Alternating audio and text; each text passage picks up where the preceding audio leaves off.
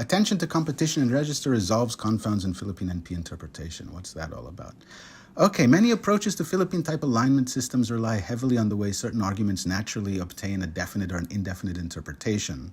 But the literature is rife with disagreements over some of the basic facts.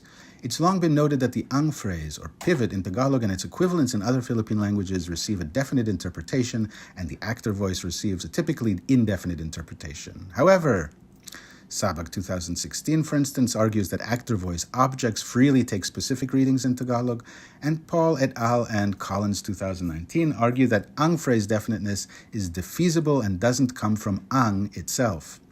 The question boils down to whether markers such as Tagalog ang and nang are pure determiners, pure case markers, portmanteau case marking determiners, or something else, a question that's been approached from various angles.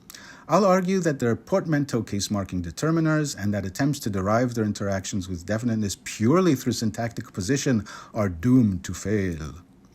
I won't look at the definiteness or specificity of actor voice objects. I'm just focusing on indefinite nominatives or pivots. So just to informally define some important terms, what's an existential indefinite? It's a referent that is unidentified to the speaker and to the hearer. So for instance, if you see a taxi, let me know. That means any taxi, the normal interpretation. That's an existential indefinite, right? Any taxi. Specific indefinite is known to the speaker but not the hearer. So for instance, if I say, so I met an interesting linguist last night. I know who the linguist was, I can identify them, but it's new to you, the hearer. This is what we call a specific indefinite. And finally, the definite is uniquely identifiable to both the speaker and the hearer. So for instance, if I say in English, the queen is arriving, by virtue of using the, it means that we can both identify uniquely a single individual who's the queen, right? Okay. The overall canonical pattern in Philippine languages is that the nominative argument, a pivot, receives a definite interpretation, the non-oblique, non-nominative undergoer receives an indefinite interpretation, and genitive agents of non-active voice predicates can receive any interpretation, either indefinite or definite. Let's see how this works. So, hinabol ng aso ang pusa versus humabol ng pusa ang aso. And two, ng aso can be a dog or the dog. Ang pusa has to be the cat, right? Humabol ng pusa ang aso, ng pusa has to be a cat, but ang aso again has to be the dog. So that's been noted by nearly all descriptions and typological overviews of Philippine languages from Bluefield onwards, although the precise description of what we're talking about, definiteness, specificity, something else, that can vary widely. In distinction to the received wisdom, Nagaya claims that the ang phrase itself is losing referentiality and it's being replaced by demonstratives like yung in Tagalog and other languages. This is an interesting phenomenon. I won't have much to say about it though. But the ang isang construction, which kind of forces an ang phrase to be indefinite, that's largely escaped attention. Himmelman 2005, in his sketch of Tagalog grammar, says, it's also common to make indefinite patients and themes the subject if they're going to be major participants in the ongoing discourse, in particular if they're animate. And his example is in 4, Doon ay nakita nila ang isang malaking higante. So, ang isang malaking higante, this is a giant, a big giant. Are there small giants? That the hearer cannot identify, and yet it's presented as the ang phrase. Okay? As my title suggests, I believe the keys to understanding these types of exceptions are that there's competition between alternative expressions, and we need to understand this notion of register, specifically what I'm going to call translationese Tagalog. Collins 2019, which is the paper I really focus on here, argues quite explicitly that ang and nang are not determiners, and specifically ang doesn't mark definiteness. The proof for this is actually that ang isang can take on this indefinite interpretation, as we see in 5, right? Dumating ang isang lalaki, right? A man arrived. New, we don't know who the man is, or the hearer doesn't know who the man is. But we at least have to recognize that this is in competition with a construction like 6, may dumating na lalaki, or may lalaking dumating, right? Any Tagalog speaker will likely say that both 5 and 6 are perfectly grammatical, and this is where our problems begin. In any language, but especially a giant language like Tagalog, each speaker will command multiple registers. And without controlling for register, if somebody says, yeah, that's grammatical, that only means it's grammatical in at least one register. And I think that's confused the literature quite a bit. Okay, so the argument, theoretically, that both Paul and Collins have is that ang and nang are really pure case markers, and the definite reading is derived through one way or another that I won't get into. But there's some serious problems with the proposal. The most obvious one being, if we remove the sentential context completely, and we imagine an exclamation, let's say we're sitting in the room, and all of a sudden we see a rat where there shouldn't be a rat. I can point and say, daga. I can't point to the rat and say, ang daga, unless we all know the rat. The rat comes every afternoon for its lunch, and it's a single rat that's familiar to us. Most certainly, I can't point to a rat in surprise and say, ang isang daga. Right? That cannot mean, look, a rat. It does have a meaning, but surprisingly, it means the other rat. Right? So still something that's familiar to both speaker and hearer, but isa takes on a different meaning here, meaning other. Okay. Conversely, when we're talking about a uniquely identifiable referent, like a president, most countries only have a single president, would be quite a mess otherwise. And here, if I was to, let's say I'm walking down the street and by surprise I see the president right next to me or across the street, I would say, oh, ang Pangulo, right? I wouldn't say, oh, Pangulo, right? Again, ang seems to be very much mirroring the definite determiner function of the in English. But we did notice a sentence like dumating kanina ang isang babae, and that we said does really have an indefinite interpretation. A woman arrived earlier. But interestingly, if we pull the sentence apart into a question and an answer, the indefinite reading disappears. So if I say, sinong dumating kanina, who arrived earlier, and you answer, ang isang babae, that can definitely not mean a woman. If it has any meaning at all, it would have to mean the other woman. Right? Interesting. What makes it so interesting is that the facts are exactly the opposite of how they've been described. It's not the clausal syntax that licenses the definite reading, it's actually the clausal syntax that licenses the indefinite reading of ang. Right? Because when we take out the ang phrase from the sentential context, ang is very much a definite determiner. More problems, I'll just go over very quickly. There are certain predicates that don't have voice alternations, like kailangan and gusto. And here, again, nang and ang function purely as determiners, not really as case markers. Kailangan ko ng susi, I need a key. Kailangan ko ang susi, I need the key. Gusto ko ng azul, I like blue, or I like a blue one. Gusto ko ang azul, I like the blue one. Another problem, a canonical copular clause. Problema yan, that's a problem. Yan ang problema, that's the problem. I can't say yan ang isang problema to mean that's a problem, right? So if ang isang could always mean a, it should mean here, but it can't. This could only mean that's the other problem. Okay, what's the common denominator in these contexts? We have fragments, ellipsis, voiceless predicates, copular clause with nonverbal predicates. The common denominator is a lack of voice. There's no options for voice in any of these, right? The fragments and the ellipsis and the copular clauses, none of these have a voice-marked predicate that allows for, let's say, an alternation between active voice and non-active voice. There's serious empirical problems in the literature as well, which I don't have time to get into closely, but I'll just summarize. Basically, the problem with a lot of the examples are that they have both readings are plausible, and the authors simply assert that only one reading is available, right? One needs a context that makes one reading very distinct. At best, it should actually be an absurd reading or an implausible reading in order to distinguish them. Otherwise, we have to rely on folks to assert readings that can be really very difficult to discern. I'm not going to get into that. I'll just offer a better example. The previous examples were supposed to show that ang isang can be an existential indefinite, and I argue that's wrong. And the better example, I would argue, is in 19. So here we have naghahanap siya ng asawa. She's looking for a spouse. Now, if the articles Paul et al. And Collins 2019 are correct, 19b should be able to obtain exactly the same meaning. Hinahanap niya ang isang asawa. But no, this is absolutely not equivalent to 19a. This could only mean she's looking for the other spouse or one of the spouses, not she or he is looking for a spouse. Okay? So even when ang isang can obtain an indefinite interpretation, it can never obtain an existential indefinite. There's a few exceptions to that I won't get into, but that's basically the generalization. So where do these ang isang indefinites come from? I argue that they come from translationese, a register that developed through translation from Spanish and English. If we look at a lot of Collins' data, almost all of it turns out, and I had to track it down on the internet because most of it was from the internet, almost all of it was from translations or formal media, the formal media register. I won't go over these. I'll just go over this one.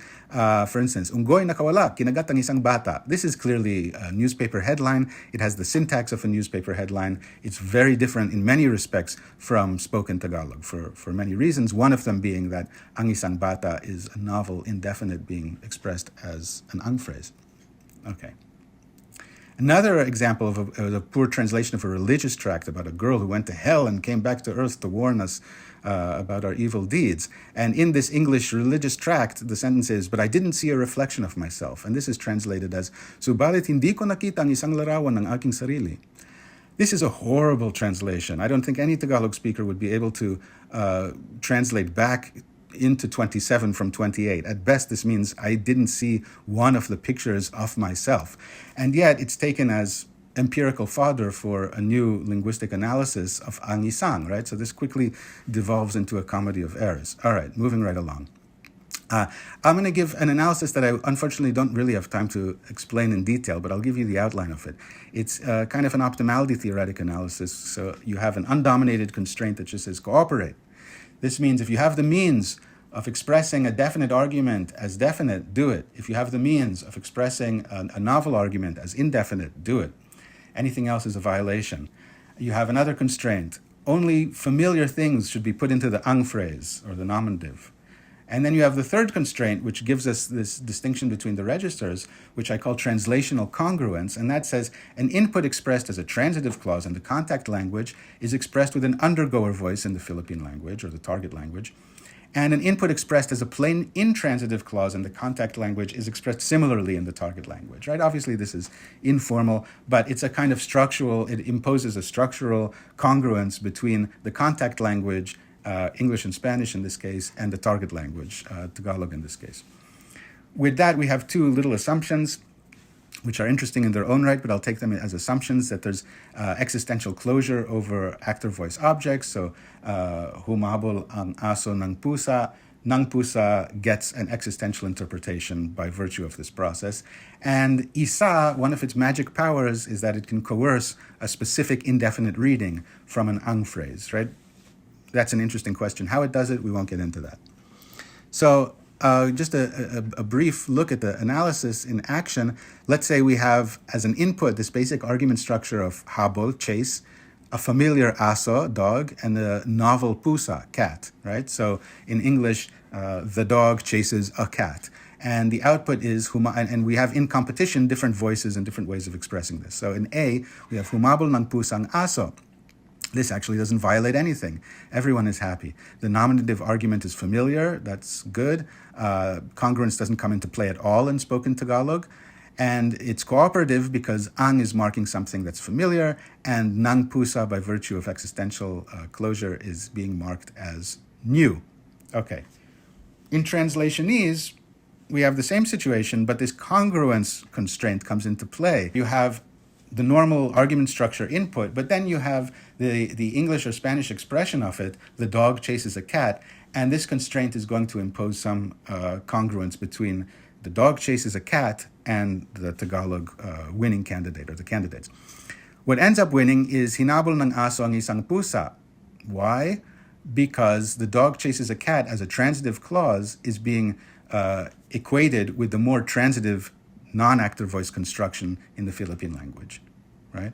So this is what's happening. And then the trade-off is that it's going to force an indefinite argument into the ang phrase. That's a violation of nominative equals familiar, but the candidate survives because it's the best option. So in the intransitive, we have, let's say, dating, arrive, and lalaki, which is novel to the discourse. So we have three candidates, dumating ang lalaki, dumating ang isang lalaki, at may dumating na lalaki. Dumating ang lalaki is out because we said lalaki in the input, the man who arrived, is new to the discourse. That's not being cooperative to present it as if it's known, right? Ang lalaki, that's out. Dumating ang isang lalaki is out because now we're forcing a new argument into the ang phrase, and spoken Tagalog doesn't like that.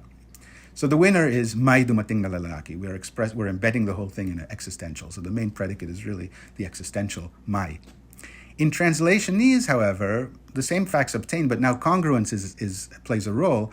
May dumating na lalaki is out. Why? Because it's too different from a man arrived. A man arrived is a simple intransitive clause. May dumating na lalaki is biclausal or something similar. It has may, the existential predicate, and then something like a relative clause under it, right? So quite different from a man arrived. And so a man arrived is kind of structurally being imposed on the winning candidate, dumating ang isang lalaki, right? Even though that violates nominative equals familiar. Okay, if I'm correct in attributing the use of ang isang to language contact, we should actually be able to see it emerge in the historical record. Tagalog has, of course, been recorded for many hundreds of years, as have many other Philippine languages. So I've only begun to do this, but so far it looks promising. So if you look at Doctrina Cristiana, the first publication in Tagalog, we actually, even though it's quite a long publication, we have 0 instances of angisang, right? If we fast forward a few hundred years to Balagtas, Florante et Laura, we find 4 instances, only 4 instances. Despite Florante et Laura being quite a long work, we only have 4 cases, which was quite surprising to me. But now we fast forward a bit more, almost 80, 90 years, to Patricio Mariano's 1911 translation of Jose Rizal's second novel, El Filibusterismo, and all of a sudden we find 220 instances of angisang. I just give a few here. What's great about this is that now we can look at the Spanish and the Tagalog, right? Because this was a translation. So we could look at 35. And sometimes that gives us a hint as to why it was translated with angisang. In other cases, it's a mystery. Let's just look at 2 examples, one with a potential answer, one without. No vale la pena pensar en lo que no puede suceder. It's not worth thinking about that which cannot happen. Even though the English, I didn't look at the English translation, but probably it's something like in 35a, there's no meaning, or it's not worth thinking about something that can't happen. But in Spanish, en lo que no puede suceder is really akin to a definite DP, right? It's that which cannot happen. And in Tagalog, this is translated as ang isang bagay na hindi mangyayari. So interesting, but it seems like in this case, there is some congruence between the Spanish and the English. Let's go to the last one, which is quite mysterious. If anybody's interested in the other examples, they can find the slides online. This one is mysterious. Mayroon pa bang kabanal-banalang bagay na gaya ng pagkain ng isang ina? And this is translated from ¿Qué cosa es más sagrada que alimentar a una madre? What is more sacred than feeding a mother? Now in Spanish, alimentar a una madre. A transitive clause with an indefinite object. And this is translated as pakanin ang isang ina. Okay, now let's look briefly at the cross-linguistic picture. Let's specifically look at Maguindanaoan, a Danao language of Western Mindanao with a very different history of language contact. Yet the facts are strikingly similar to what I've claimed for spoken Tagalog. I thank Ma'am Chandra Gonsang for all the Maguindanaoan examples and her detailed judgments. So in 40, we have, again, just like in Tagalog, we have 2 ways of saying a woman arrived. Adun babay nakauma, forgive my accent, or nakauma isakatawa babay, a woman arrived, okay? One uses an existential, equivalent to may babaeng dumating, and in 41, this is like nakarating ang isang babae. But Gonsang notes that the first one is more natural and the second one is more formal. Aha, just like Tagalog. Really, we're dealing with 2 registers, okay? And just as in Tagalog as well, we can look at the naghahanap ng asawa example, right? And we find pangilay sa kanin sa kaluma. She's looking for a spouse, or he's looking for a spouse. Or pangilay nin ikaluma nin, he or she is looking for his or her spouse. So this is in the patient voice. This is the equivalent of hinahanap niya ang asawa niya. Okay? But when we try to force an indefinite reading on the pivot with sakataw, it fails, just like Tagalog. If we say pangilay nin isakatawa kaluma, this can only mean he's looking for his other wife, right? Just like what we saw in Tagalog, hinahanap niya ang isang asawa.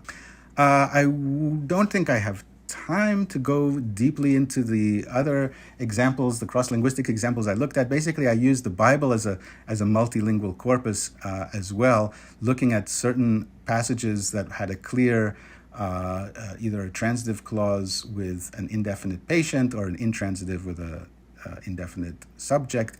And it gives a hint as to what may be going on, but it's very possible that Bible translations in general belong to this translation use register, despite the great efforts of the translators. For instance, we see an older and a newer translation of the Tagalog, and this is what I would argue is the indigenous way of forming the sentence. May isang ilog na lumabas sa Eden na dumilig sa halamanan. Or in the new version, sa Eden ay may ilog na dumadaloy na siyang nagbibigay ng tubig sa halamanan. Okay? So the indefinite subject in Eden, a river flows, or a river came out of Eden, is being expressed with mai, with an existential. But if we look at Cebuano, all of a sudden we find the cardinal strategy with ang isa, right? Or in this case, ang usaka. Ug migulagikan sa Eden ang usaka suba. Okay? This, I would argue, is not coincidental. Bell 78 already shows that Cebuano, which arguably underwent far heavier contact with Spanish in the colonial period, diverges from Tagalog in exactly this way, both in licensing indefinite pivots as well as definite active voice objects more easily, right? More easily than Tagalog. So ang usaka, I believe, is actually more common in Cebuano than in other languages. We do find the cardinal strategy in many languages, though if we look at the larger languages that had sustained contact with Spanish and English, Tagalog, Ilocano, Samareño, Pangasinan, we find a lot of what I call cardinal strategies. And Cebuano, we can actually see a difference in the older version, the older translation of the Bible, and the newer one. The older one uses an existential, ug anya karon usa ka sanlahon miduol, versus the newer version, unya midual kanyang usa ka sanlahon. So in the older version, we have the existential, anya. The newer version uses ang usaka. All right, let me move quicker here. I don't want to give the impression that this is very cleaner than it is. There's many exceptional cardinal languages. So if we look at the translations from languages like Brooks Point Palawano, Paranan, Maranao, Hanunuu, Mangali, Kalinga, languages that have not had sustained contact with English or Spanish, we still find the ang-isang construction. So this may have really spread far out, but this is precisely, of course, the context in which we expect to find it, a Bible translation. Okay, conclusion. I've highlighted serious empirical flaws in the recent literature on Tagalog NP interpretation. I've offered some outlines of a more sociolinguistically informed competition-based analysis that I believe better accounts for Philippine linguistic reality. The overall picture is that Philippine languages start with a kind of bayanihan system of NP interpretation, with cooperative labor between the case-marking determiners and the syntax. I don't want to give the impression that syntax is irrelevant to interpretation. It's very much relevant. In fact, for noun phrases, it is the only factor. It's really the ang, the nominative, which needs to be explained by a determiner. But via contact, some languages have developed a register with a more Indo-European style of NP interpretation, where most of the work takes place within the DP itself via definite and indefinite determiners. To a large extent, this supports the traditionalist account for Philippine-type languages. Other factors which deserve more attention, which I don't have time to talk about, is that possibly we do have a reduction of referentiality in the nominative as it competes with pivot phrases headed by bleach demonstrative. So Nori Nagaya has looked at the difference between ang lalaki and yung lalaki. And he shows that yung lalaki is really in some ways more referential than ang lalaki. And by virtue of this, and this is part of a large cycle that is played out over millennia, I suppose, in Philippine languages, where demonstratives come to renew case-marking determiners and replace them. Another interesting thing to look at is a possible reordering or reprioritization of Nolasco's transitivity parameters, such that in certain registers, maybe effectiveness, for instance, is taking priority over patient definiteness in determining the choice of voice, right? I think that's also happening, although I didn't have time to investigate it. Okay, many thanks. Sorry for going over time.